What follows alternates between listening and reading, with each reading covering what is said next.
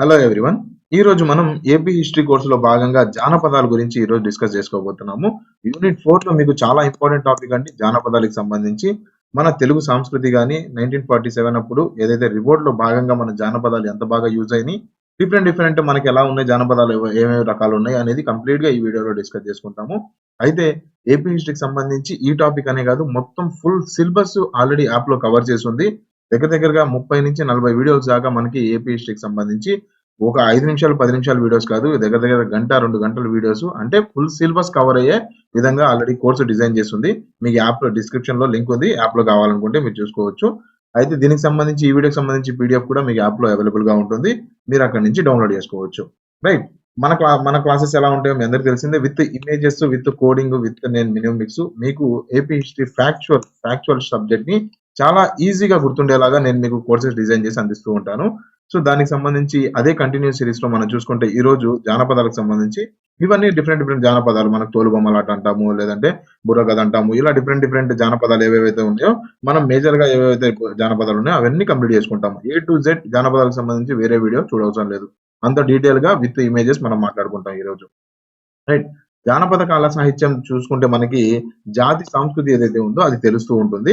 మనకి పలుకులూరి సోమనాథుని రచనలో జానపదాల ప్రస్తావన ఉంది.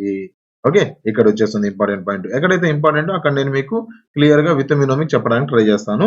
మనకి ఎవరి ఎవరి రచనలో మనకి జానపదాలకు సంబంధించి కనిపిస్తుంది అంటే పలుకులూరి సోమనాథుని రచనలో కనిపిస్తుంది. ఎలా ఎలా గుర్తుపెట్టుకుంటాము అంటే సోమనాథుడు అనే వర్డ్ చూడంగానే మీకు సోమరిపోతు అనే వాడు కనిపిస్తుంది. సోమరిపోతు. ఇది ఎవరు ఉద్దేశించి కావండి, వాళ్ళు చాలా మహనీయులు. వాళ్ళని ఉద్దేశించి కావు, మనం గుర్తు పెట్టుకోవడానికి మనం కోడింగ్ వాడుతూ ఉంటాము. అయితే సోమనాథుడు అనే మాట చూడంగానే సోమరిపోతు అనే మాట మనకి కనిపిస్తూ ఉంటుంది మినోమిక్ లో.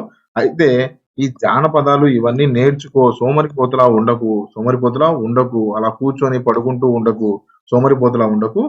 ఈ జానపదాలు ఇలాంటివి నేర్చుకో అని చెప్పి పలుకులూరి సోమనాథన్ రచనలో ఇవన్నీ మెన్షన్ చేశారు అన్నట్టు మనం గుర్తుపెట్టుకోవడానికి ఈజీగా ఉంటుంది. నెక్స్ట్ చూసుకుంటే మనకి జానపదాలు ఎన్ని రకాలని చూసుకుంటే మనకి ప్రదర్శన రూపంలో 2 రకాలు ఉంటాయి. ప్రదర్శన రూపంలో ఎలా అవి కనిపించడానికి ఎలా ఉంటాయి, ఎంతమంది అందులో ఉంటారు అనే దాని మీద చూసుకుంటే మనకి 2 రకాలు ఉంటాయి. దాని తర్వాత ప్రదర్శన రకాల్లో ఫస్ట్ చూసుకుంటే ఆ 2 రకాలు ఎలా ఉంటాయంటే మనకి సర్వ జానపద కళలు ఏ కులం వారి అయినా సరే ఇది ప్రదర్శిస్తూ ఉంటారు. కోలాటము, చెక్క భజన ఏవైతే ఉన్నాయో అవన్నీ ఇందులో పార్ట్స్ గా వచ్చేస్తాయి. అయితే చూడండి, సర్వ జానపద కళలు సర్వం అందరూ అన్ని రకాల కులాలు గాని అందరూ గాని ఈ కళల గురించి ప్రావీణ్యులై ఉంటారు. రైట్. సర్వం అందరూ కలిసి ఏ కులం వారైనా సరే ఇందులో ఇన్వాల్వ్ అయి ఉంటారు.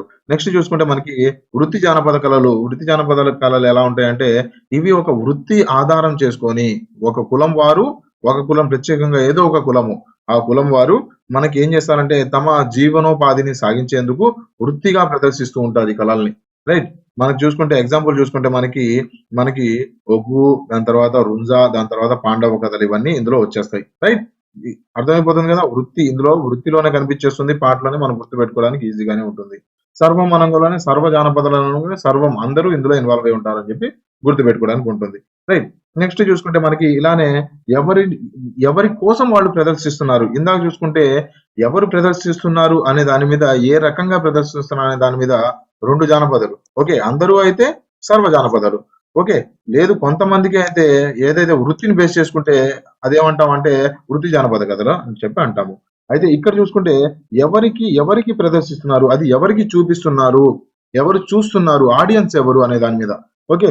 ఇందాక ఎవరు పర్ఫామ్ చేస్తున్నారు అనే దాని మీద అయిపోయింది. ఇప్పుడు ఆడియన్స్ ని చూసుకుంటే మనకి అనియాత్రసయ కళారూపం అని చెప్పి ఒక రూపం ఉందండి. ఈ కళని అందరి కోసం ప్రదర్శిస్తారు. ఎగ్జాంపుల్ చూసుకుంటే మనకి హరికథ గాని, దాని తర్వాత పగడి వేషగాళ్ళు గాని, దాని తర్వాత తోలుబొమ్మలాట గాని ఏవైతే ఇవి ఉన్నాయో అవి అందరూ చూడడానికి ప్రదర్శిస్తారు. రైట్. అనియ అందరూ అనియ అనే పదంలోనే మనం చూసుకుంటే అనియ అన్నియు అంటే ఏంటి, అందరూ అని. అందరూ ఇలా గుర్తుపెట్టుకోవడానికి ఆ పేర్లోనే మనకు కనిపిస్తూ ఉంటుంది.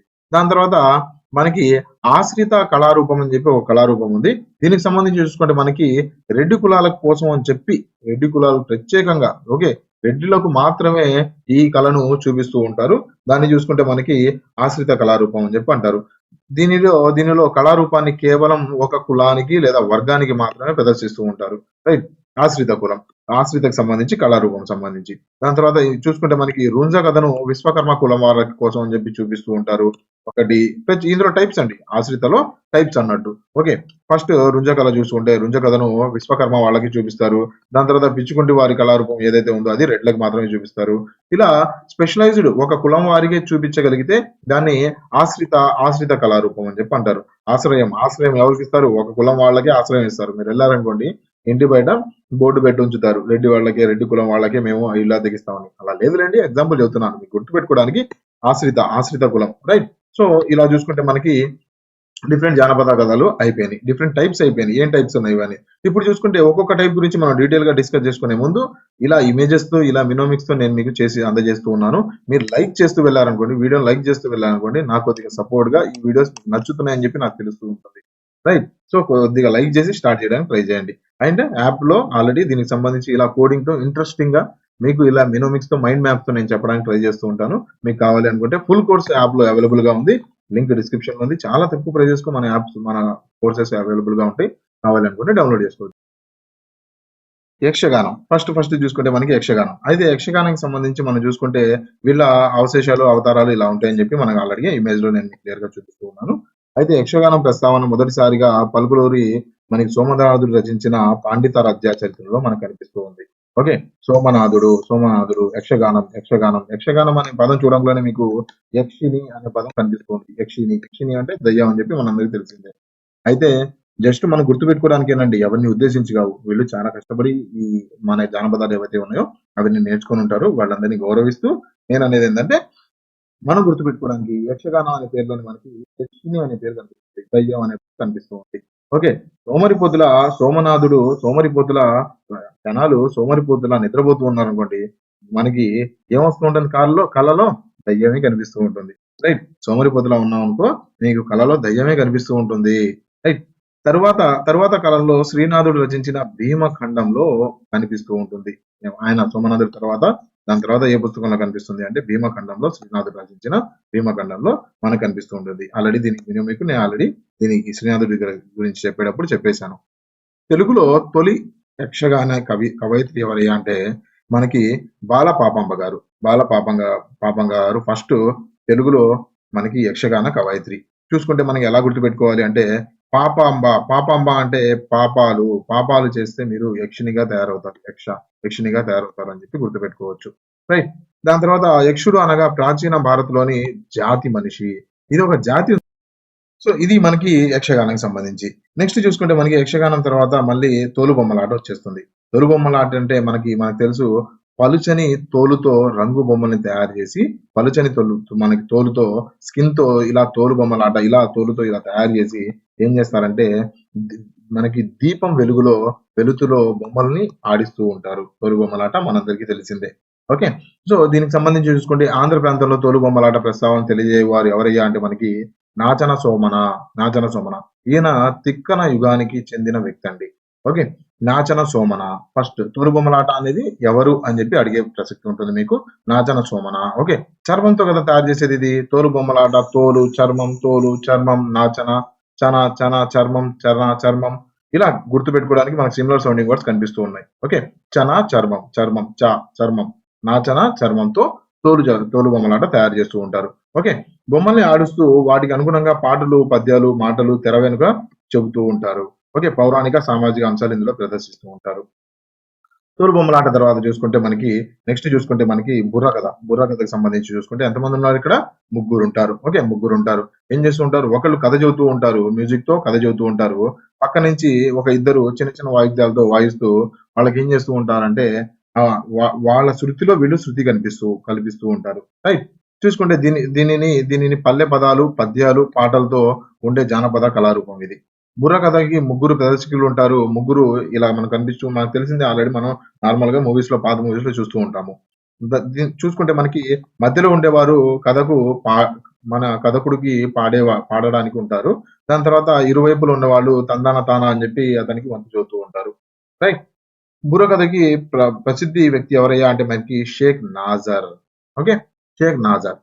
ఈయన పల్నాటి యుద్ధం, బొబ్బిలి యుద్ధంలో ప్రసిద్ధి చెందిన వ్యక్తి అండి. షేక్ నాజర్. నాజర్. బుర్రకథ చెప్పారంటే ఒక నజరానా ఇస్తారు. ఓకే. బుర్రకథ చెబితే మనకి బుర్ర పాడు చేసేసి కథ చెప్పాడనుకోండి, నజరానా ఇచ్చి పంపిస్తారు. చెబితే నజరానా ఇచ్చి పంపిస్తారు. చెప్పలేదనుకోండి బుర్రకథ, నజరానా ఇచ్చి పంపియరు. నాజర్ అని చెప్పి గుర్తుపెట్టుకోవడానికి. నెక్స్ట్ బుర్రకథలో కథ వస్తువులు చూసుకుంటే మనకి పౌరాణికాలు, జానపదాలు, దేవత కథలు, రాజకీయాలు, ఉద్యమకారులకు సంబంధించి సమస్యలు మొదలైనవి ఇందులో మనకి స్వాతంత్ర పోరాటంలో ఈ బుర్రకథలు చాలా హెల్ప్‌ఫుల్ అయ్యాయి. చాలా మందికి మన ఏదైతే మెసేజ్ ఉందో దాన్ని ప్రాపగేట్ చేయడానికి వీళ్ళు చాలా సపోర్ట్ చేస్తూ ఉండేవాళ్ళు. నెక్స్ట్ చూసుకుంటే మనకి జ్యోతి నృత్యము, దాని తర్వాత ధింసా నృత్యము. జ్యోతి నృత్యం మనకి రాయలసీమలో తోగట వంశస్థులు ఎవరైతే ఉన్నారో వాళ్ళ కళారూపము. జ్యోతిని వెలిగించి తల మీద పెట్టుకొని మనకి చౌడేశ్వరి దేవిని వర్ణించి పాటలు అనుగుణంగా నృత్యం చేస్తూ ఉంటారు. ఓకే. ఇది ఒక వెస్టర్న్ నృత్యం అండి. అంటే ఒకళ్ళే ప్రదర్శిస్తూ ఉంటారు దీన్ని. రైట్. నెక్స్ట్ చూసుకుంటే ధింసా నృత్యము. ధింసా నృత్యం ఏమంటే మనకి అరకులో మనకి వాల్మీకులు, మనకి దాని తర్వాత కోటియాలు వీళ్ళందరూ నృత్య రూపంలో చేస్తూ ఉంటారు. ఈ 2 అంత ఇంపార్టెంట్ కాదు. జస్ట్ కొద్దిగా నృత్య రూపంలో జ్యోతి నృత్యం ఇవన్నీ ఉంటాయని చెప్పి మనం గుర్తుపెట్టుకోవాలని చెప్పాను. నెక్స్ట్ చూసుకుంటే మనకి హరికథ గురించి చూసుకుందాము. ఇంపార్టెంట్. హరికథలు మనకి హరిలీలలను, సంగీతాలను దాని తర్వాత సాహిత్య రూపంలో మనకి ఏదైతే హరుని లీలలు ఉన్నాయో, ఆ దేవుని హరి లీలలు ఏవైతే ఉన్నాయో దానిని సంగీత రూపంలో, సాహిత్య రూపంలో చెబుతూ ఉంటారు. ఈ కళారూపంలో ఒకే ఒక పాత్రధారి 3 గంటల పాటు కాలం కథగానం చేస్తూ ఉంటారు. చాలా ఓపిక ఉండాలి. 3 గంటల పాటు ఒకే ఒక మనిషి చూడండి, ఒకే ఒక మనిషి ఆయన ఏం చెబుతున్నాడంటే హరికథ చెబుతూ ఉన్నారు. రైట్. ఒకే ఒక్కడు గురించి చెబుతున్నాడు. హరి దేవుడి గురించి. ఓకే. ఒకే ఒక్కడు చెబుతున్నాడు హరి గురించి. హరి హరి అంటే ఆ దేవుడు కదా! ఒకే ఒక్క దేవుడు. ఆ ఒకే ఒక దేవుడు గురించి, ఆ హరిని గురించి మనకి ఒకే ఒకతను ఏం చేస్తున్నాడంటే నుంచొని చెబుతూ ఉన్నాడు. ఈ కథలో గానంలో మనకి పిట్ట కథలు గాని, హాస్యం గాని, సమాజంలో ఉన్న పరిస్థితులు గాని తెలియజేస్తూ ఉంటాయి. ఓకే. హరికథ పితామహుడు ఎవరయ్యా అంటే మనకి ఆడిభట్ల నారాయణదాసు గారండి. ఆదిభట్ల నారాయణదాసు గారు. ఎలా గుర్తుపెట్టుకుంటామంటే హరికథలో హరి ఉంది. హరి హరినే ఆది, అంతం మొత్తం ఎవరయ్యా అంటే ఆ దేవుడు హరినే. అంతే కదా! ఆది గాని, అంతం గాని ఎవరుంటారయ్యా అంటే హరి ఉంటారు. ఆ హరి దేవుడే ఉంటాడు. ఓకే. ఆదిభట్ల నారాయణదాసు ఆది అంటే మొదలు అయినా, చివరైనా ఆ హరినే అని చెప్పి హరిభట్ల మనకి చూసుకుంటే ఆదిభట్ల నారాయణదాసు గారు చెబుతూ ఉన్నారు అని చెప్పి గుర్తుపెట్టుకోవచ్చు. నెక్స్ట్ చూసుకుంటే మనకి తప్పెట గుళ్ళండి. తప్పెట గుళ్ళకి సంబంధించి చూసుకుంటే ఇది ఉత్తరాంధ్ర యాదవుల కళారూపం అండి ఇది. దీనికి సంబంధించి చూసుకుంటే మనకి రేకుతో మనకు చూసుకుంటే రేకుతో గుండ్రంగా తయారు చేసి ఇలా చెస్ట్ మీద పెట్టుకుంటారు వాళ్ళు.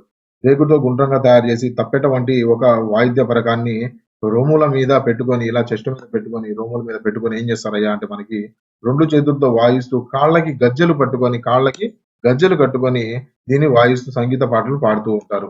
రైట్. సో, దీనికి సంబంధించి తప్పెట గురించి సంబంధించి అంతే. ఎక్కడైతే ఇంపార్టెంటో అక్కడ నేను కోడ్‌తో నేను మీకు చెప్పడానికి ట్రై చేస్తూ ఉంటాను.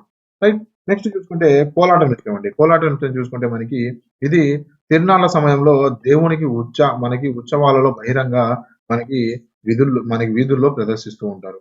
రైట్. పలుకులూరి సోమనాథుని యొక్క పాండిత రథ్య చరిత్రలో ఈ కోలాటానికి సంబంధించి మనకి కనిపిస్తూ ఉంటుంది. కోలాటను మనకి తోపులు అంటే కర్రలతో ఇలా 2 కర్రలు తీసుకొని ఇలా మనకు తెలిసిందే ఈ కోలాటాలు ఎలా ఉంటాయి అని చెప్పి ఆల్రెడీ చాలా వరకు మనం చాలా మీమ్స్ కూడా ఇందులో లాస్ట్ టైమ్ మినిస్టర్‌కి సంబంధించి మీమ్స్ కూడా మనం చూసున్నాం దీనికి సంబంధించి కోలాటానికి సంబంధించి. గజ్జెలతో జరుపుతూ ఉంటారు. రైట్. రైట్. సో, దీనికి సంబంధించి మనకి జానపదాలకు సంబంధించి ఇంతేనండి.